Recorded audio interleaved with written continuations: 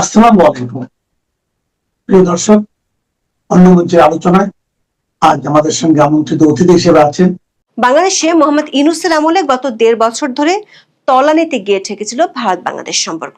নির্বাচনের আগে থেকে সে সম্পর্ক পুনর্গঠন হচ্ছে এমন বার্তা পাওয়া গেছে বাংলাদেশের ক্ষমতাসীন দল বিএনপির সাথে ভারত সরকারের সম্পর্ক দেখে। ইউনূসের আমলে যেটি ছিল নিয়মিত ঘটনা, সেই ভারত বিরোধী স্লোগান দিল্লি না ঢাকা, ঢাকা ঢাকা বাংলাদেশের নির্বাচনের আগে থেকে প্রায় বন্ধই হয়ে গেছে।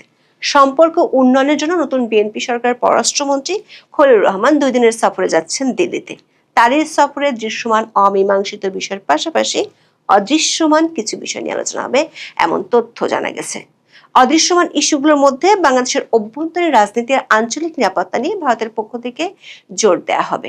ঠিক এমন একটা পরিস্থিতিতে খলিলুর রহমানের সফরের ১ সপ্তাহ আগে আঞ্চলিক নিরাপত্তার জন্য ভারতের সবচেয়ে বড় একটি মাথা ব্যথা পাকিস্তানি চরমপন্থী গোষ্ঠী লস্কর-ই তৈয়বার ৮ সদস্যকে ভারতের বিভিন্ন স্থান থেকে গ্রেপ্তার করেছে দেশের পুলিশ। বাংলাদেশের জন্য উদ্বেগের বিষয় হলো গ্রেপ্তার হওয়া এই ৮ জনের মধ্যে ৭ জনই বাংলাদেশি। আবার এদের দলনেতা সাব্বির আহমেদ লোন বাংলাদেশ থেকে পাকিস্তানের গোয়েন্দা সংস্থা আইএসআই এর নির্দেশে ভারতে বড় ধরনের নাশকতার ছক কষছিলেন। ভারতীয় গোয়েন্দা সংস্থার বরাতে এমন খবর প্রকাশ করেছে ভারতের একাধিক সংবাদ মাধ্যম। খবরটি বাংলাদেশের গণমাধ্যমগুলোতেও প্রকাশিত হয়েছে।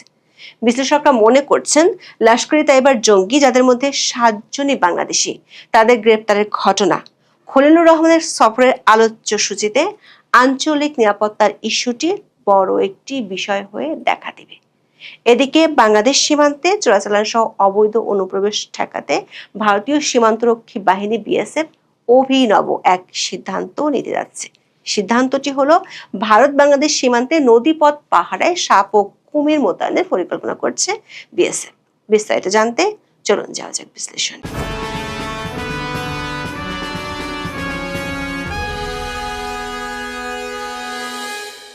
বাংলাদেশের পররাষ্ট্রমন্ত্রী ডক্টর খলিলুর রহমান আগামী ৭ এপ্রিল ভারতের নয়াদিল্লি সফরে যাবেন। তারেক রহমানের নেতৃত্বে বিএনপি সরকার গঠন করার পর বাংলাদেশের কোনো মন্ত্রীর এটি হতে যাচ্ছে প্রথম ভারত সফর। মোহাম্মদ ইউনূসের নেতৃত্বাধীন অন্তর্বর্তী সরকারের জাতীয় নিরাপত্তা উপদেষ্টার দায়িত্ব পালন করা পররাষ্ট্রমন্ত্রী ডক্টর খলিলুর রহমান মরিশাসে ভারত মহাসাগর সম্মেলনে যোগ দেওয়ার পথে নয়াদিল্লি সফর করবেন। পররাষ্ট্রমন্ত্রী খলিলুর রহমান, ভারতের পররাষ্ট্রমন্ত্রী এস জয়শঙ্কর, দেশের জাতীয় নিরাপত্তা উপদেষ্টা অজিত দোভাল এবং বাণিজ্য মন্ত্রী পীযূষ গোয়ালের সঙ্গে আগামী ৮ এপ্রিল বৈঠক করবেন। বাংলাদেশের গণমাধ্যমগুলোর খবরে বলা হয়েছে, এ সফরে গঙ্গা পানি বন্টন চুক্তি এবং ভারত থেকে আরও জ্বালানি আনার ব্যাপারে আলোচনা হতে পারে। মধ্যপ্রাচ্য থেকে জ্বালানি আমদানি করে বাংলাদেশ, কিন্তু ইরানের সঙ্গে যুক্তরাষ্ট্র ও ইসরায়েলের চলমান যুদ্ধের কারণে এতে বিঘ্ন ঘটেছে। ফলে ভারত থেকে আরো জ্বালানি আনার পরিকল্পনা করছে সরকার। শেখ হাসিনার আমলে তৈরি হওয়া পাইপলাইনের মাধ্যমে ডিজেল আনা বিগত ইউনূস সরকারের আমলে বন্ধ ছিল।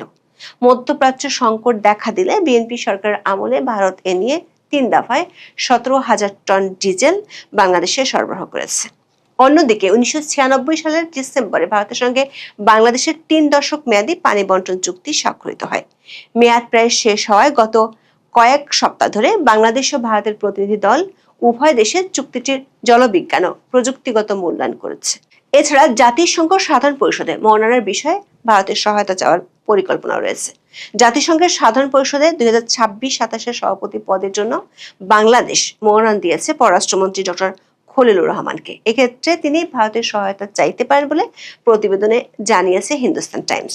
কূটনৈতিক সূত্রগুলো বলছে, এসব দৃশ্যমান ইস্যুর পাশাপাশি কিছু অদৃশ্যমান বিষয় নিয়ে বাংলাদেশের পররাষ্ট্রমন্ত্রীর সফরে আলোচনা হবে।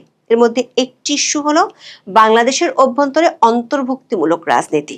দুই দেশের কারো পক্ষ থেকে ফরমালি বিষয়টি নিয়ে কথা না বললেও সূত্রগুলো বলছে, আওয়ামী লীগ এবং শেখ হাসিনা ইস্যুতে এই বৈঠকে আলোচনা হবে। বিগত অন্তর্বর্তী সরকার শেখ হাসিনাকে ফেরত কয়েক দফা চিঠি দিয়েছিল। তখন মোহাম্মদ ইউনূসের কিংস পার্টিগুলোকেও মাঝে মধ্যে এ নিয়ে বক্তব্য দিতে দেখা যেত, কিন্তু নির্বাচনের পর কোনো পক্ষ থেকে আর এ নিয়ে তেমন একটা উচ্চবাচ্য শোনা যায়নি। কূটনৈতিক সূত্রগুলো বলছে, ভারতের পক্ষ থেকে নির্বাচনের আগে বাংলাদেশের অভ্যন্তরে অন্তর্ভুক্তিমূলক রাজনীতির বিষয়ে বিএনপির শীর্ষ মহলকে বার্তা দেওয়া হয়েছিল। সে বার্তার ফলো আপ নিয়ে খলিলুর রহমানের সাথে আলোচনা করবেন এস জয়শঙ্কর ও অজিত দোভাল। বিশ্লেষকরা মনে করেন, অন্তর্ভুক্তিমূলক রাজনীতি নিয়ে কথা বলার অর্থ হলো আওয়ামী লীগের নিষেধাজ্ঞার বিষয়টি নিয়ে বাংলাদেশের ক্ষমতাসীন সরকার কি করতে চায় সেটি জানতে চাইবে ভারত। যদিও এ বিষয়ে কোনো পক্ষই আনুষ্ঠানিকভাবে কোনো কিছু জানাবে না। এক্ষেত্রে যা ঘটার তা পর্দার আড়ালেই ঘটবে। ভারতের জন্য এই মুহূর্তে সবচেয়ে বড় উদ্বেগের আরেকটি বিষয় হলো আঞ্চলিক নিরাপত্তা ইস্যুতে ভারত বিরোধী জঙ্গিদের উত্থান। বাংলাদেশের পররাষ্ট্রমন্ত্রীর ভারত সফরের এক সপ্তাহ আগে ভারতীয় গণমাধ্যমগুলোর খবরে বলা হচ্ছে, বাংলাদেশে অনেক দিন পালিয়ে থাকা পাকিস্তানি জঙ্গি গোষ্ঠী লস্কর-ই তাইয়বার এক দলনেতা সহ 8 জনকে গ্রেপ্তার করেছে দেশটির পুলিশ। এদের মধ্যে আবার 7 জনই বাংলাদেশি। দর্শক, ভারত ও বাংলাদেশের মধ্যে 4096 কিলোমিটার দীর্ঘ সীমান্ত রয়েছে। সীমান্তবর্তী দেশ হওয়ায় অনেকদিন ধরে দুই দেশের সন্ত্রাসীরা পালিয়ে অন্য দেশে চলে যাওয়ার অভিযোগ আছে। কিছুদিন আগে বাংলাদেশে ওসমান হাদি হত্যাকাণ্ডের সাথে জড়িত 2 অভিযুক্ত ফয়সাল ও আলমগীরকে গ্রেপ্তার করে ভারতের পুলিশ। বাংলাদেশের গত অন্তর্বর্তী সরকারের আমল থেকে ভারত তার আঞ্চলিক নিরাপত্তা নিয়ে বাংলাদেশ সরকারের কাছে উদ্বেগ জানিয়ে আসছিল। এমন উদ্বেগের মধ্যে সবশেষ ভারতীয় সংবাদ মাধ্যম Times of India, India Today ও এনডিটিভির খবরে বলা হয়েছে, 2 মাস ধরে চালানো এক অভিযানে পাকিস্তানের চরমপন্থী গোষ্ঠী লস্কর-ই তাইয়বার 8 সদস্যকে বাংলাদেশ সীমান্ত, কলকাতা, দিল্লি এবং তামিলনাড়ু থেকে গ্রেপ্তার করা হয়। দেশটির পুলিশ বলছে তাদের 7 জনই বাংলাদেশি। সবশেষ গ্রেপ্তার করা হয় দলনেতা সাব্বির আহমেদ লোনকে। ইন্ডিয়া টুডে সহ ভারতীয় একাধিক সংবাদ মাধ্যমের খবরে বলা হয়েছে, জম্মু ও কাশ্মীরের শ্রীনগরের গান্দারবাল জেলার কাঙ্গন এলাকার বাসিন্দা সাব্বিরকে দেশের কেন্দ্রীয় গোয়েন্দা সংস্থার সহায়তায় 29 মার্চ দিল্লির গাজীপুর থেকে গ্রেপ্তার করা হয়। সম্প্রতি দিল্লি এবং দক্ষিণ ভারতের কিছু অংশে লস্কর সংশ্লিষ্ট একটি পোস্টার লাগানো চক্রের সন্ধান পাওয়ার পরপরই এই গ্রেপ্তারের ঘটনা ঘটল।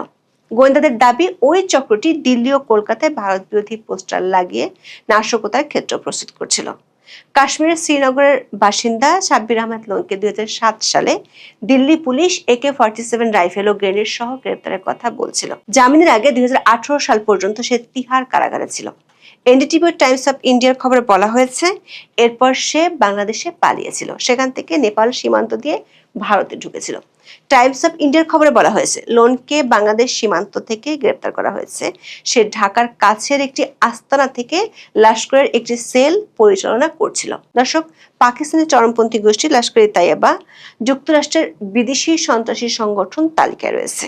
এটির বিরুদ্ধে ভারতের পাশাপাশি পশ্চিমে বিভিন্ন হামলার পরিকল্পনার অভিযোগ রয়েছে। এর মধ্যে 2008 সালের নভেম্বরে মুম্বাইতে 3 দিনের প্রাণঘাতী হামলাও রয়েছে। 2025 সালের 22 এপ্রিল কাশ্মীরের পেহেলগ্রামে সন্ত্রাসী হামলায় নিহতের ঘটনায় পাকিস্তানি সামরিক গোয়েন্দা সংস্থা ISI এর পাশাপাশি লস্কর-ই তাইয়বার যোগ সাজশের ইঙ্গিত থাকার কথা ভারতের জাতীয় তদন্ত সংস্থা ন্যাশনাল ইনভেস্টিগেশন এজেন্সি বা NIA এর প্রাথমিক প্রতিবেদনে উঠে এসেছে।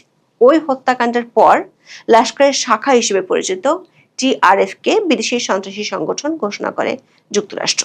ভারতীয় বাংলাদেশি গণমাধ্যমে উদ্বেগজনক যে খবরটি প্রকাশ হয়েছে সেটি হলো, গ্রেপ্তার হওয়া সাব্বির লোন দীর্ঘদিন বাংলাদেশে অবস্থান করে লস্করের কার্যক্রম পরিচালনা করছিল। সে অবৈধভাবে বাংলাদেশ থেকে নেপাল সীমান্ত হয়ে সম্প্রতি ভারতে যায়। ভারতীয় সংবাদ মাধ্যমের খবরে বলা হয়, গত 8 ফেব্রুয়ারি দিল্লির জনপথ মেট্রো স্টেশনে সন্দেহভাজন কিছু পোস্টার দেখা যায়। সেই সূত্র ধরে এই অভিযান শুরু হয়। ওই পোস্টারগুলোতে পাকিস্তানপন্থী স্লোগান, কাশ্মীর নিয়ে উস্কানিমূলক বার্তা এবং জঙ্গি বুরহান ওয়ানির ছবি ছিল। গত 15 ফেব্রুয়ারি কলকাতার অভিযানে এই চক্রের অন্যতম 2 সদস্য বাংলাদেশের বগুড়ার উমর ফারুক ও ঠাকুরগাঁয়ের রবিউল ইসলামকে গ্রেপ্তার করা হয়। অভিযানের বর্ণনা দিয়ে এই প্রতিবেদনে বলা হয়, 21 ফেব্রুয়ারি তিরুপুরের একাধিক স্থানে একযোগে অভিযান চালিয়ে আরো 6 জনকে গ্রেপ্তার করা হয়। গ্রেপ্তার 8 জনের মধ্যে 7 জনই বাংলাদেশি নাগরিক, যারা অবৈধভাবে ভারতে প্রবেশ করেছিল। নিজেদের পরিচয় গোপন রাখতে তারা জাল ভারতীয় পরিচয়পত্র ব্যবহার করেছিল। গ্রেপ্তারকৃতদের বিশেষ করে ওমর ফারুককে জিজ্ঞাসাবাদ করে এই নেটওয়ার্কের কার্যক্রম সম্পর্কে গুরুত্বপূর্ণ তথ্য বেরিয়ে আসে। এনডিটিভি লিখেছে, জিজ্ঞাসাবাদে ওমর ফারুক তদন্তকারীদের জানান, 2025 সালের মার্চ মাসে লোনের সঙ্গে তার প্রথম যোগাযোগ হয়। লোন ধীরে ধীরে তাকে উগ্রবাদে উদ্বুদ্ধ করেন এবং ভারতের লস্কর-ই তাইয়বার কার্যক্রম এগিয়ে নেওয়ার দায়িত্ব দেন। ওমরকে বিশেষভাবে নির্দেশ দেওয়া হয়েছিল দেশের বিভিন্ন গুরুত্বপূর্ণ স্থান দেখি করে ভিডিও করতে এবং এই নেটওয়ার্কে আরো বাংলাদেশিদের যুক্ত করতে। স্থানীয় পরিস্থিতিদের মাধ্যমে ভারতের ভেতরে অস্ত্রের ব্যবস্থা করার নির্দেশও তাকে দেওয়া হয়েছিল। এনটিভি বলছে, লোন সরাসরি পাকিস্তানে অবস্থানরত লস্করে তাইবার সিনিয়র হ্যান্ডলার আবু হুজাইফা, সুমামা বাবর এবং আব্দুর রহমানের সঙ্গে যোগাযোগ রাখত। সে ভারতে সন্ত্রাসবাদী নেটওয়ার্ক পুনঃপ্রতিষ্ঠা করতে তাদের নির্দেশ অনুযায়ী কাজ করছিল। এছাড়া তেহরিক উল মুজাহিদিন কমান্ডার আবু তালহা এবং ইউপিএ আইনের অধীনে তালিকাভুক্ত সন্ত্রাসী আসিফ দারের সঙ্গে লোনের যোগাযোগ ছিল। ভারতের কর্মকর্তাদের মতে এই পুরো বিষয়টি পাকিস্তান থেকে পরিচালিত এবং বাংলাদেশ থেকে অপারেশনাল সমর্থন পাওয়া একটি সুসংগঠিত আন্তঃসীমান্ত ষড়যন্ত্রের অংশ। বিগত অন্তর্বর্তী সরকারের আমলে ভারত বিরোধী জঙ্গিদের তৎপরতা বাড়ায় কয়েকজন ভারতীয় সেনা গোয়েন্দা কর্মকর্তা বাংলাদেশ সফরও করেছিলেন। সূত্রগুলো বলছে, লস্করে তাইবার সেলের সদস্যরা যে বাংলাদেশে কাজ করছে এমন প্রমাণ পাওয়ার পর খলিলুর রহমানের সাথে বৈঠকে ভারতের জাতীয় নিরাপত্তা উপদেষ্টা অজিত দোভাল বিষয়টি তুলে ধরবেন। এই বিষয়টি সামনের দিনে দুই দেশের সম্পর্কে অনেক বড় ইস্যু হতে পারে বলে অনেক বিশ্লেষক মনে করছেন। কারণ 2024 আগস্টের পর ইউনূসের আমলে ফাঁসির দণ্ডপ্রাপ্ত জঙ্গিরা হরে দরে জেল থেকে পালিয়েছে, যেটা এখনো ধরাছোঁয়ার বাইরে রয়ে গেছে। কয়েকদিন আগে দিল্লিতে বাংলাদেশি হাই কমিশনার বলেছিলেন, কোনোভাবেই বাংলাদেশের মাটি ভারত বিরোধী কোনো কাজে ব্যবহার করতে দেয়া হবে না। এর মধ্যে ভারতীয় গণমাধ্যমের আরেকটি খবর হলো, ভারত বাংলাদেশ সীমান্তে নদীপথ পাহাড়ে সাপ ও কুমির মোতায়েনের পরিকল্পনা করছে ভারতীয় সীমান্তরক্ষী বাহিনী বিএসএফ। গত 9 ফেব্রুয়ারি অনুষ্ঠিত বিএসএফ এর শীর্ষ কর্মকর্তাদের বৈঠকে এই সিদ্ধান্ত নেওয়া হয়। দর্শক, বাংলাদেশে ও ভারতের মধ্যকার একটি স্পর্শকাতর ইস্যু হলো সীমান্ত হত্যা। গত কয়েক মাসের সীমান্ত হত্যা কমে গেলেও চোরাচালান সহ অবৈধভাবে সীমান্ত পাড়িদের ঘটনা ঘটেছে। বিএসএফ এরই মধ্যে সীমান্তে উন্নত প্রযুক্তি যেমন নজরদারি ড্রোন, জিপিএস সমর্থিত ট্র্যাকিং এবং লোকেটিং গ্যাজেট এবং থার্মাল ইমেজার দিয়ে 24 ঘন্টা নজরদারি করছে। পশ্চিমবঙ্গ, আসাম, মেঘালয়, ত্রিপুরা এবং মিজোরামের মতো রাজ্যগুলোর সীমান্তে কিছু অংশে বৈদ্যুতিক ব্যবস্থা করা হয়েছে যাতে মানুষের বেআইনি চলাচল রোধ করা যায়। ভারতীয় সংবাদ মাধ্যম নর্থ ইস্ট নিউজের খবরে বলা হয়েছে, নতুন কৌশল হিসেবে সীমান্তে সাপ ও কুমির ব্যবহার করা হবে। গত 9 ফেব্রুয়ারি বিএসএফ এর মহাপরিচালক প্রবীণ কুমারের সভাপতিত্বে একটি বৈঠকে বিষয়টি নিয়ে বিএসএফ এর শীর্ষ কর্মকর্তারা আলোচনা করেছেন। এরপর গত 20 মার্চ বিএসএফ এর নয়াদিল্লি সদর দপ্তরে শীর্ষ কর্মকর্তাদের আরো একটি বৈঠকের পর এ নিয়ে সীমান্ত স্তরের সিনিয়র অফিসারদের কাছে মেসেজ পাঠানো হয়েছে। কূটনৈতিক সূত্রগুলো বলছে, বাংলাদেশের নতুন রাজনৈতিক সরকারের সাথে সামনের দিনগুলোতে ভারতের সম্পর্ক কেমন হবে সে বিষয়ে একটি বার্তা খলিলুর রহমানের এই সফর থেকে পাওয়া যাবে। কিন্তু এই সফরের আগে লস্করে তাইবার বাংলাদেশি সদস্যদের গ্রেপ্তারের ঘটনা আঞ্চলিক নিরাপত্তা ইস্যুটিকে বেশ জোরালো করে তুলবে। আবার জঙ্গিদের উত্থান ঠেকাতে বাংলাদেশের অভ্যন্তরে অন্তর্ভুক্তিমূলক রাজনীতির জন্য ভারতের পক্ষ থেকে যে বার্তা এতদিন দেয়া হচ্ছিল সেটিও বেশ জোরদার হতে পারে। মানে কিভাবে, কোথা থেকে এই সাপ আর কুমির সংগ্রহ করা হবে এবং কিভাবে কে সেগুলো ছেড়ে দেবেন এবং এই যে ব্যাপক প্রজনন এরপর করবার সুযোগ পাবে এই সাপ এবং কুমির, সেটা সীমান্তে কি করে সীমান্তরক্ষী বাহিনীরা নিয়ন্ত্রণ করবেন এবং সেটা সাধারণ যে নাগরিক আছে দুপাশেই, সীমান্তের দুপাশেই, তাদের জন্য কতটা ভয়াবহ হয়ে উঠবে সে বিষয়ে কোনো বিবেচনা করা হচ্ছে কিনা তা এখন পর্যন্ত জানা যায়নি। বাংলাদেশ ভারত সীমান্তে হত্যা এই বিষয়টি বাংলাদেশ এবং ভারতের মধ্যকার সম্পর্কে সবসময় একটা স্পর্শকাতর কাঁটা হয়ে রয়েছে। ভারত এখন সীমান্তে অবৈধ অনুপ্রবেশ ঠেকাতে বাংলাদেশ ভারত সীমান্তবর্তী জলাভূমিগুলোতে কুমির, সাপ ছাড়বার কথা ভাবছে। মানে বিষাক্ত রেপটাইল বা সরীসৃপ ছেড়ে অবৈধ অনুপ্রবেশকারী ব্যক্তিদেরকে ভয় দেখিয়ে অবৈধ অনুপ্রবেশ ঠেকানোর জন্য এই সীমান্তবর্তী অঞ্চলকে দুর্গম করে তোলার সিদ্ধান্ত নিয়ে আলাপ করছে ভারতের সীমান্তরক্ষী বাহিনী বিএসএফ।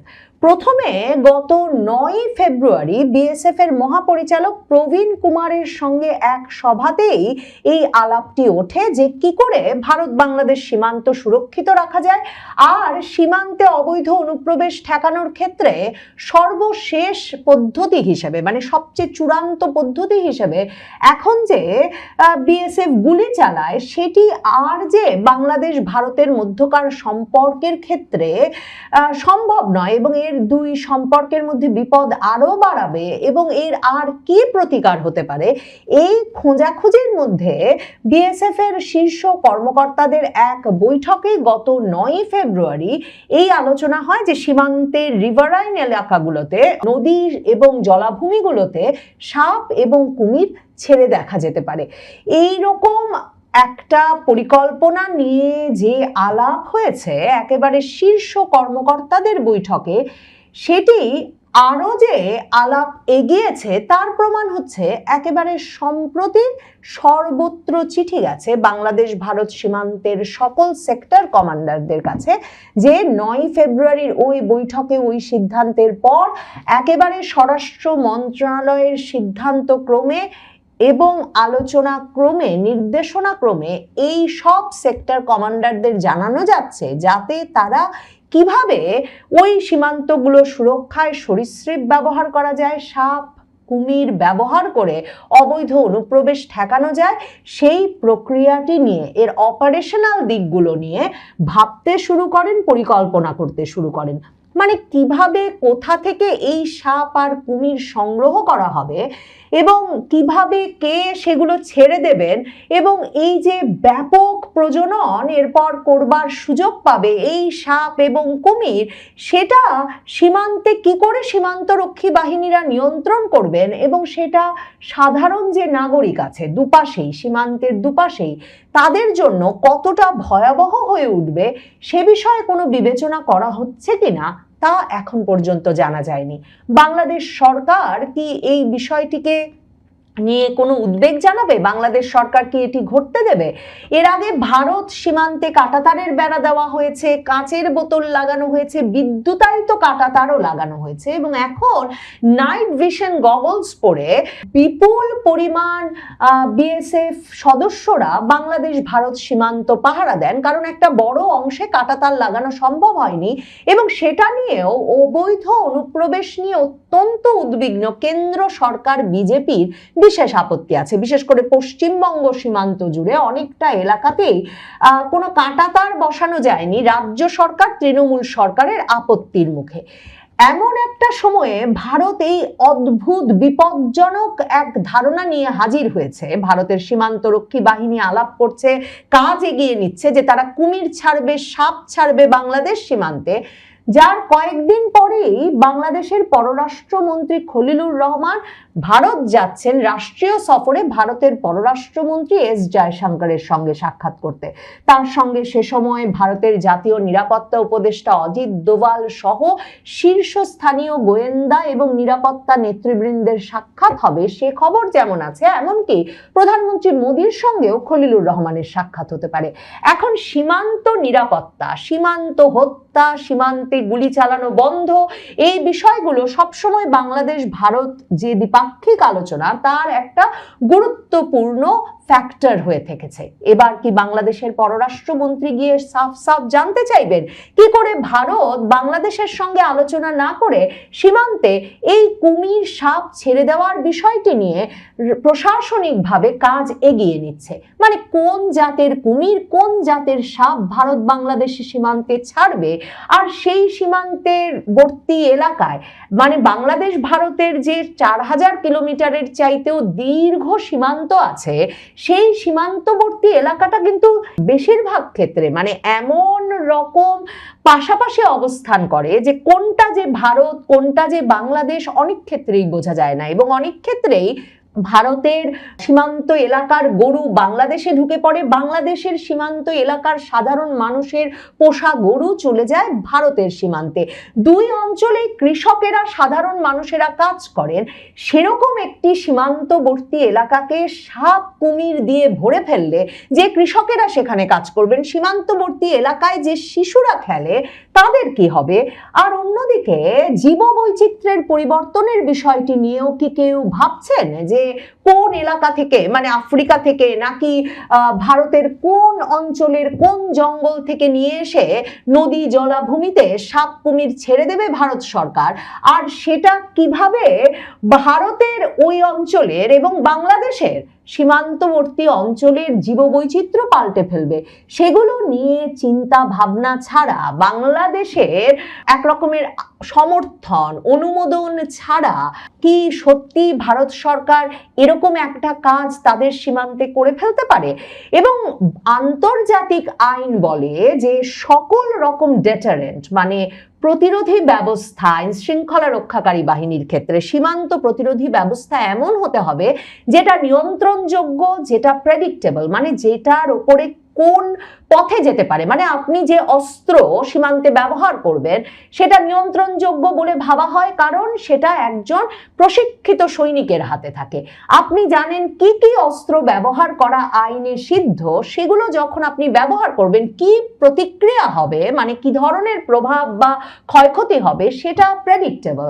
কিন্তু এই যে পশু পাখি, বন্য পশু পাখি ছেড়ে দেওয়া, মানে নদী জলায় সাপ কুমির ছেড়ে দেওয়া, এদেরকে কি ভারতের সীমান্তরক্ষী বাহিনী চাইলেই নিয়ন্ত্রণ করতে পারবে? মানে ভারতের সীমান্তরক্ষী বাহিনী যদি দেখে যে একজন নিরীহ ব্যক্তি ভুলক্রমে বাংলাদেশ সীমান্ত পাড়ি দিয়ে ফেলেছেন বা তার পোষা গরু নিতে এসেছেন, তখন কি তাদের পক্ষে সম্ভব হবে এই সাপ কুমির নিয়ন্ত্রণ করা? মানে এমন একটা ভয়াবহ বিষয় নিয়ে যে কাজ চলছে বাংলাদেশ ভারত সীমান্তে, সেটা সত্যিকার অর্থেই উদ্বেগজনক। কারণ পৃথিবীর আর কোনো দেশে কোনো ভীষণ বিপদ সংকুল এবং বিপজ্জনক সীমান্তেও এমন কোনো পদ্ধতি ব্যবহারের খবর পাওয়া যায় না।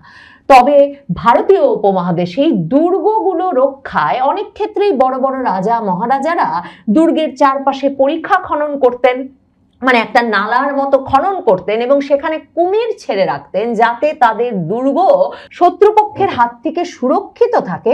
সে বিষয়টি অবশ্য ভারতীয় উপমহাদেশের বিভিন্ন ইতিহাসে এবং দুর্গের যে গঠন কাঠামো সেগুলো পরখ করলে জানা যায়। এখন ভারত এই 2026 সালে এসে ভারত বাংলাদেশ সীমান্তে এমন কিছু কি করতে পারে?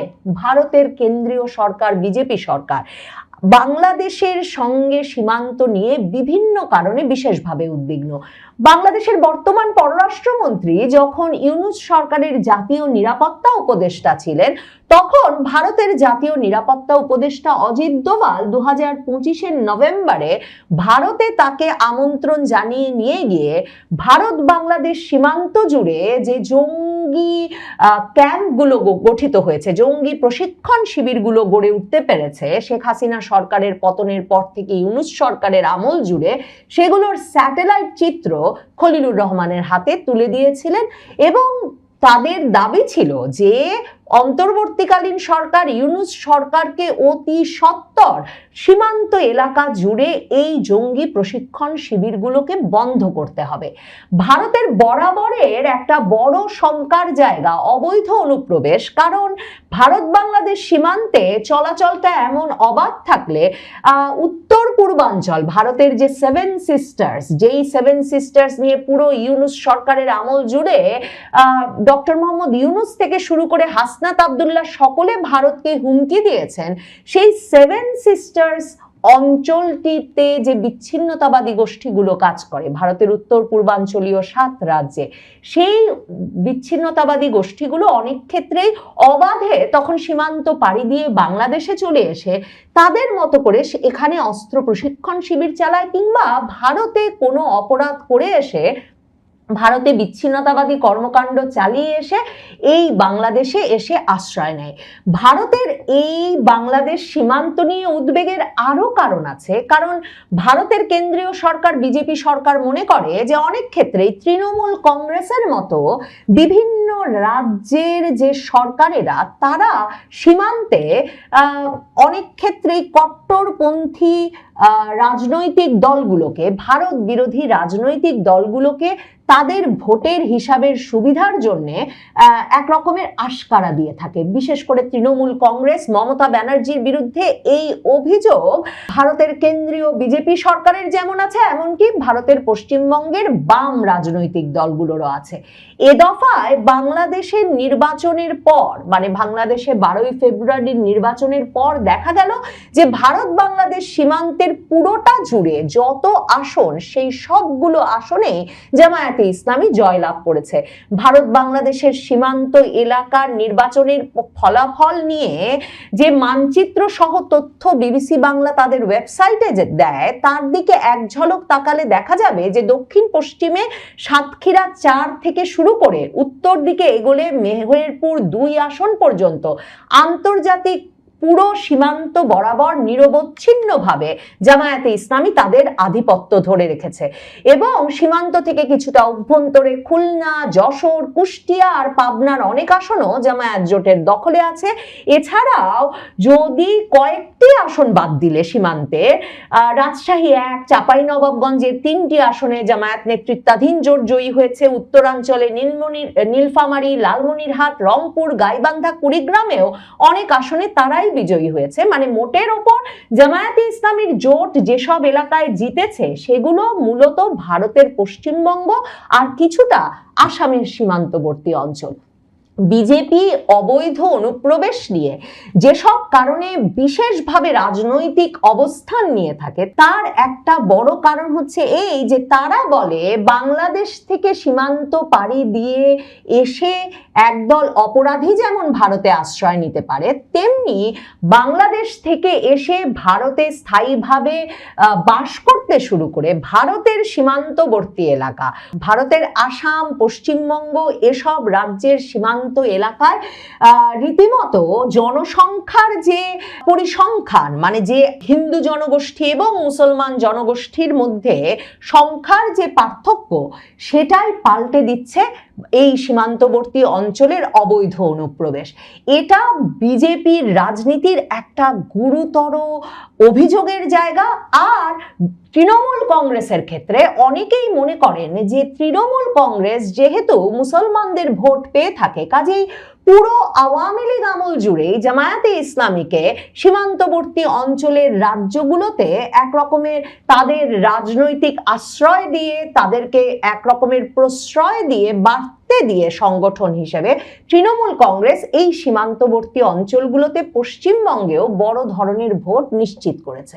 এই কারণে ভারতের কেন্দ্রীয় সরকার বিশেষভাবে মনে করে অবৈধ অনুপ্রবেশ ঠেকানো না গেলে ভারতের সীমান্তবর্তী অঞ্চলগুলোতে বিজেপির পক্ষে তার নিয়ন্ত্রণ প্রতিষ্ঠাও অত্যন্ত গুরুতর সমস্যা হয়ে দেখা দেবে এবং সবসময় এই সীমান্তের অবৈধ অনুপ্রবেশ রাজনীতিতে এবং ভোটে গুরুত্বপূর্ণ ভূমিকা রাখবে। সে কারণেই সম্ভবত বিএসএফ কে এখন অনেক এলাকাতেই কাঁটাতারের বেড়া দিতে না পেরে সকল প্রযুক্তি ব্যবহার শেষে ড্রোন প্রযুক্তি, এআই প্রযুক্তি সহ জিপিএস প্রযুক্তি, থার্মাল প্রযুক্তি, বৈদ্যুতিক কাঁটাতার, সশস্ত্র সদস্যদের 24 ঘন্টা টহলের পর এখন কুমির আর সাপ ছেড়ে দিয়ে ভারত বাংলাদেশ সীমান্তকে অপ্রবেশযোগ্য করে ফেলার কথা বিবেচনা করতে হচ্ছে।